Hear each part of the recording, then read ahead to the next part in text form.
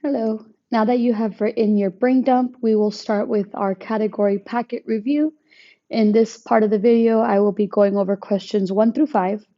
Now, I'm going to preface this by stating that questions 1 through 5 is a lot of adding, subtracting, multiplying, dividing of rational numbers, meaning that it could be decimals, fractions, mixtures, positives, negatives. So please note that in this case, the brain dump, the part of the brain dump you would need is your integer rules, and of course, the fractions that you should have memorized.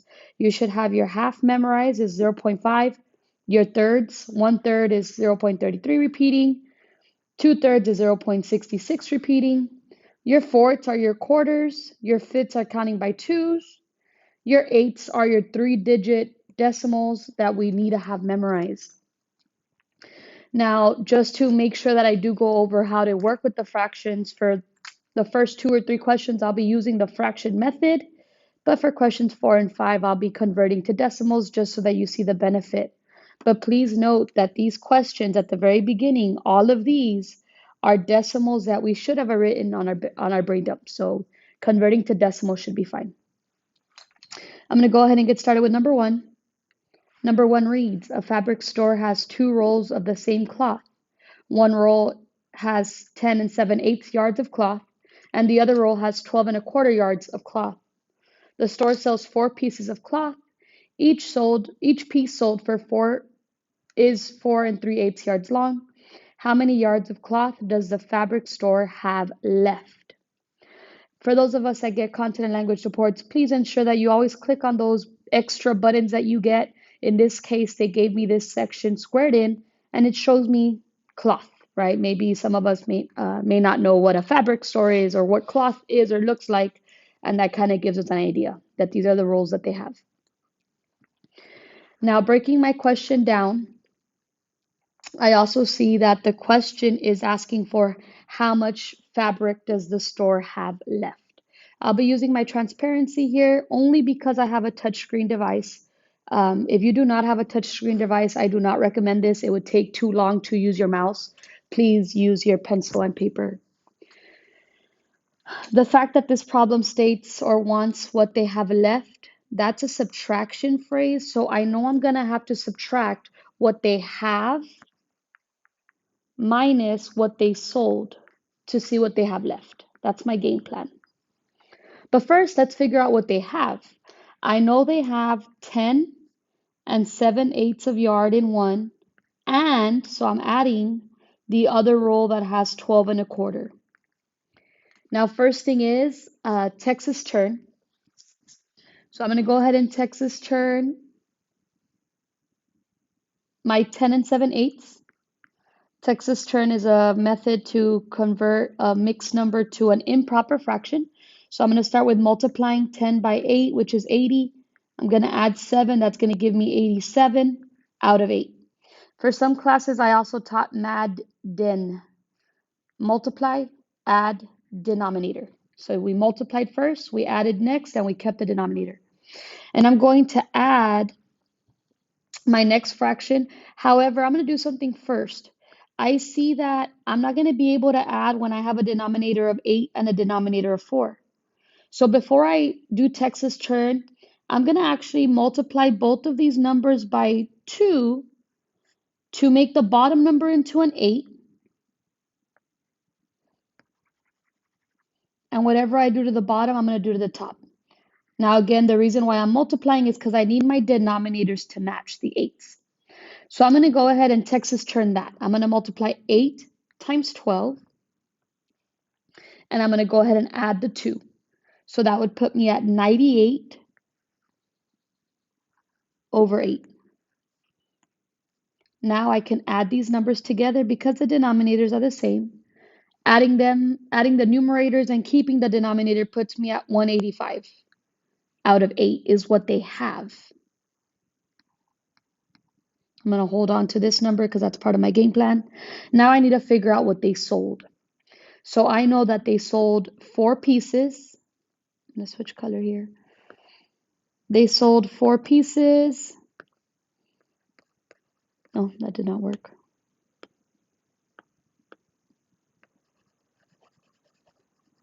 They sold 4 pieces, and each piece, each is a multiplication word, each piece is 4 3/8 yards long. Luckily for us, for multiplying, you do not need the same denominator, but you do need to be able to multiply numerator times numerator, denominator times denominator. So I'm going to make this into a fraction by putting a 1 under it. And I'm going to Texas turn my next one so that I have only one numerator, one denominator. And doing Texas turn there gives me 8 times 4, 32, plus 3 is 35 over 8. Now I'm going to multiply straight. 4 times 35 is 140. Multiplying straight on the bottom, 1 times 8 is 8. This is what they sold. Finally, my game plan, the last part of my game plan is to subtract what they have, which was 185 out of 8, minus what they sold, which was 140 out of 8. For fractions, I need to keep the denominator when I'm adding or subtracting, so I'm going to keep the 8, and I'm just going to worry about subtracting the numerators. Sorry, that was a 140, not a 148. 185 minus 140 puts us at 45. This is my answer, but now I notice that my answers are back to mixed numbers and we have an improper fraction. So the last step is to TIBO. 45 divided by 8. 8 goes into 45 5 times, so that already helps me eliminate C and D. That's a 40 with the remainder of 5. The way we officially write our final answer is 5 5/8. The answer here would be B. Remember, if all these fractions are terrifying you, you could have done exactly what I did, but convert all of these numbers into decimals first.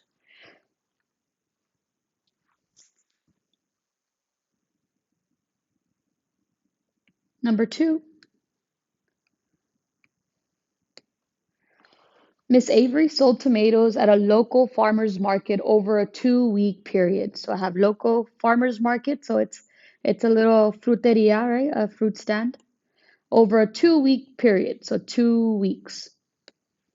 She sold 4.8 pounds of tomatoes on each of 3 days during the first week, and she sold 5.6 pounds of tomatoes on each of 4 days during the second week. How many pounds of tomatoes did Miss Avery sell during the 2-week period?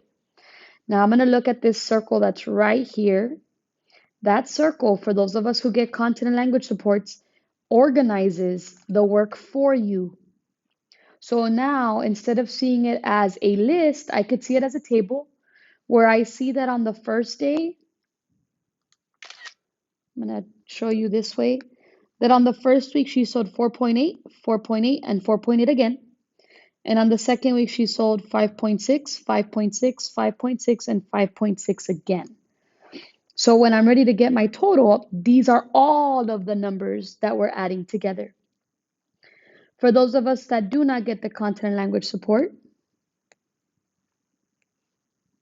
we have to remember that the word each is a multiplication word. So what that's telling me to do is 4.8 times 3 days and 5.6 times 4 days. And they want the total during the 2 weeks. So my last goal is to add my 2 answers. Now for number 2, 4.8 times 3 is 14.4. 5.6 times 4 is 22.4. When multiplying, you do not line up decimals, but when you're getting ready to add, you do line up decimals. Adding those together gives me a final answer of 36.8 pounds sold. The answer is C.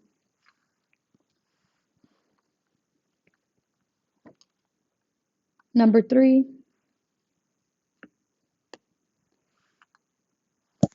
what is the value of 2 1/4 minus 3 2/5? So once again, this one I'll bridge it. I'll do both methods. If I'm going to keep it as a fraction, if I'm going to keep it as a fraction, the first thing to do is Texas turn. So I'm going to write 2 1/4 minus 3 2/5. Texas turn, Texas turn. Multiply 8 plus 1 is 9 out of 4 minus 15, 17 out of 5. My denominators are not the same and I need them. I need them to be the same when subtracting or adding. So I know that the first multiplication fact that the number 4 and the number 5 share is 20. It's like if I was counting by 4s and 5s off to the side until I saw a matching number.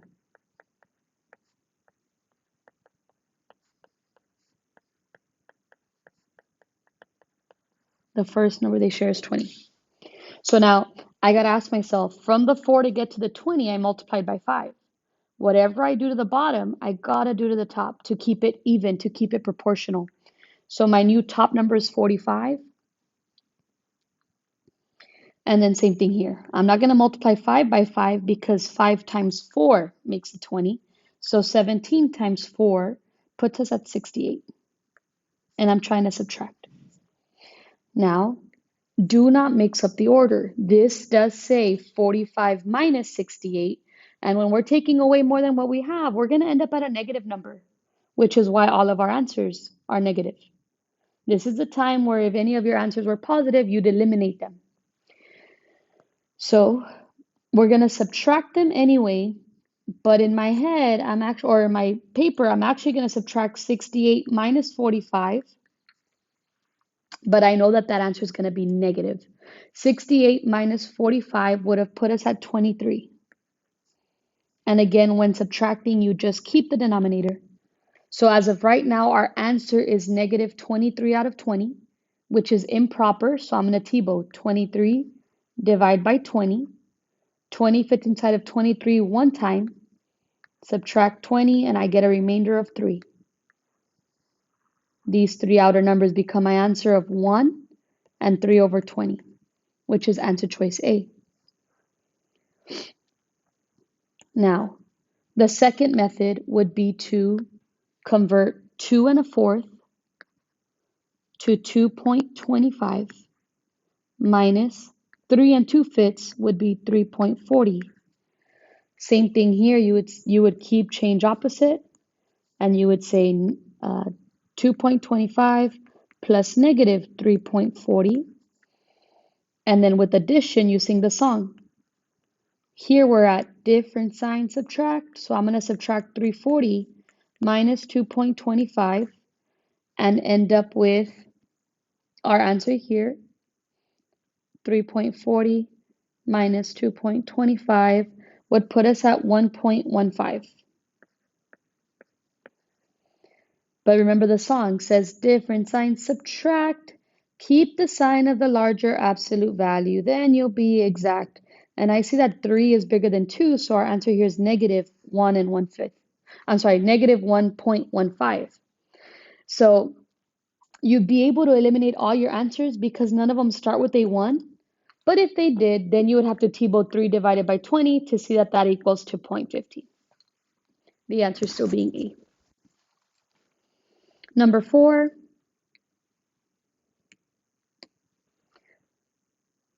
What is the value of negative 8 times 1 1/2 plus 2 times 2 1/4? Enter your answer in the box provided. So on this question, I'm automatically going to convert into decimals. That's just what I prefer. It's up to you to decide what you prefer. What I prefer here is to rewrite it as I'm writing it on my scratch paper. I'll be writing negative 8 times 1.5 plus 2 times 2.25. It's the same thing. The parentheses with no symbol is a multiplication sign. Now thinking of PEMDAS is going to make me multiply here. Negative 8 times 1.5 would be negative 12 plus 2, I'm going to drop everything down, times 2.5, 2.25. Still thinking of PEMDAS, multiplication is still next here. So 2 times 2.25 would be 4.5 or 4.50. And then I'm going to drop down the negative 12 plus. Now I'm ready for my song. Again, the song says different sign, subtract. So I'm going to subtract 12 minus 4.5. Borrowing where needed. And here I get 7.5. But again, going back to my song, be very careful. And actually, this is something I should have done before. When I sing the song, different sign, subtract, keep the sign of the larger absolute value, then you'll be exact. 12 is larger than 4, or it's farther away than of 0. So I'm going to keep the negative sign. So please make sure that when you're typing in your answer, you're clicking negative 7.5 or 7.50, but please put the negative or you'll get this question wrong. Finally, number 5. Chad will have a new carpet put on the rectangular floors of 2 rooms in his house. One floor is 12.5 feet long and the other floor is 15.75 feet long. Each floor has a width of 10 feet. What is the total area in square feet of the new carpet? Again, taking advantage of my content and language support, area tells me a formula, which we are dealing with rectangles, and the formula for area of a rectangle is base times height. What if you don't get that square? Then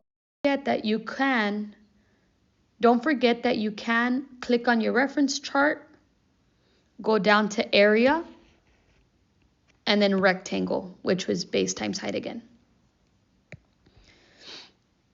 I also see I have a little arrow here in my content and language support, so I'm going to click on that.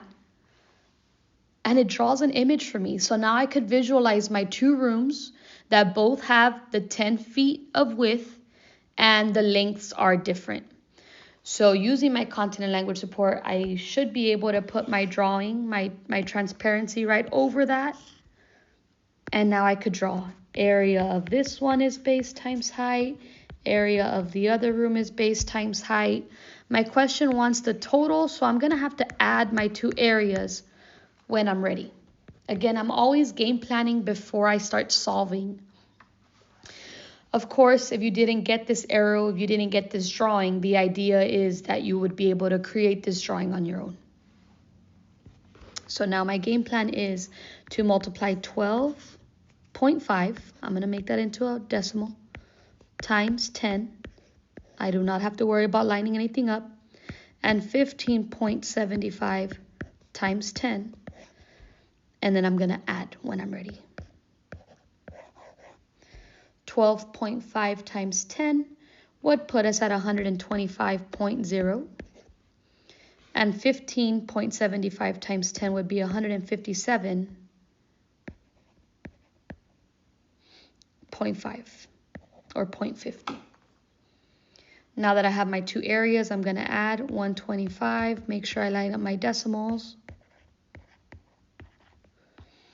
Adding those together, I get a final answer of 282.5, being answer choice C.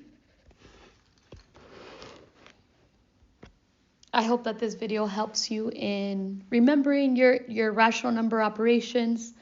And if you still have any questions, please do not hesitate in asking your math teacher when you get there. Thank you.